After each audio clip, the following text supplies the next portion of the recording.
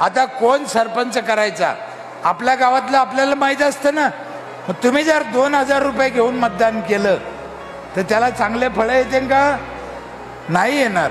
म्हणून निरपेक्ष भावनेने, चांगल्या भावनेने, जातीपातीच्या पलीकडे जाऊन विकास हा डोळ्यापुढे ज्याचा आहे अशा माणसाला जर तुम्ही पुढे केलं तर गावाला आणि तालुक्याला चांगले दिवस येणं काही कठीण नाही. माझ्या गावाने हा विचार केला, मला 25 वर्ष संधी दिली म्हणून मला ते करता आलं. यापुढे तुम्ही पण तुमचा विचार करून चांगल्या पद्धतीने काम करतात. ही सर्व मंडळी तुम्हालाही कामं येईल. तुम्ही यांचा आणि ते तुमचा विचार करतील, तालुक्याचा विकास होईल, स्वर्ग बनन.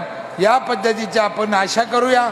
आणि मला पुन्हा एकदा इथं बोलवलं, माझ्याकडून एखादा शब्द वाईट गेला असेल तर दोन्ही कान धरून माफी मागतो. पण तालुक्याचा चांगला विकास व्हावा ही परमेश्वर चरणी अपेक्षा व्यक्त करतो. इथं थांबतो. जय हिंद, जय महाराष्ट्र.